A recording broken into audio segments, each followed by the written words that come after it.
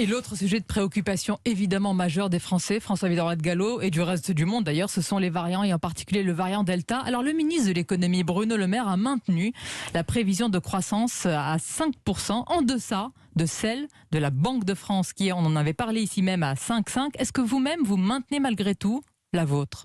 Alors, notre prévision économique est faite en toute indépendance du gouvernement, comme tout ce que nous faisons. Elle est même à 5,75 cette année. Alors, sur cette prévision, nous sommes vigilants, mais nous restons confiants. Je voudrais juste expliquer pourquoi. Nous sommes vigilants, bien sûr, parce que nous avons dit depuis le début que la situation sanitaire était le premier aléa. Et donc, la vaccination, c'est le moyen non seulement de protéger nos santé, mais aussi de protéger nos emplois et l'activité. Mais nous sommes confiants parce que quand on regarde depuis 15 mois, chacune des vagues de restrictions sanitaires a eu des effets économiques de plus en plus limités, en fait.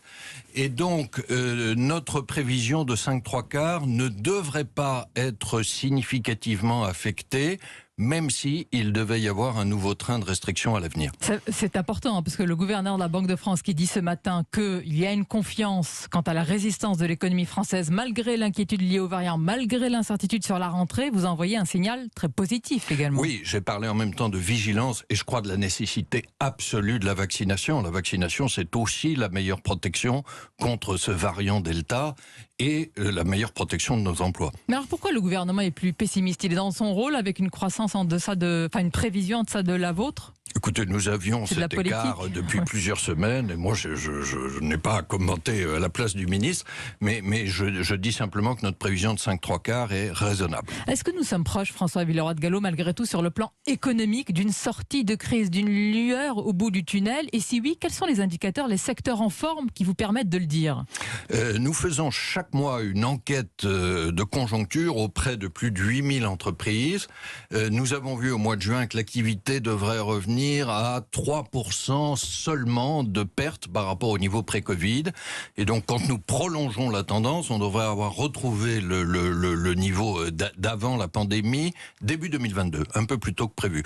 Tout ce que nous voyons depuis sur la consommation des ménages, sur l'investissement des entreprises, va dans ce sens. Bien sûr, il y a des variations entre secteurs. Quels sont les secteurs les plus en restauration est en train de regagner vite le terrain, mais c'est lui qui avait malheureusement le plus souffert. Et l'épargne des ménages, donc c'est un potentiel, un réservoir de croissance, très important. Si la confiance est maintenue, là absolument. Encore, tout se tient.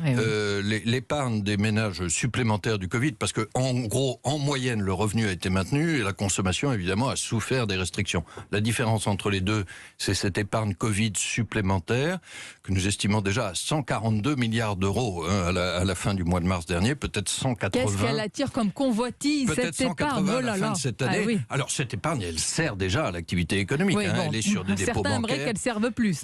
Qui en même temps financent les prêts, mais ce que nous prévoyons, c'est qu'elle sera utilisée, consommée très progressivement à partir de l'année prochaine. Le rythme de consommation dépendra, c'est vrai, de la confiance des ménages et notamment du fait qu'on sorte complètement de cette crise sanitaire.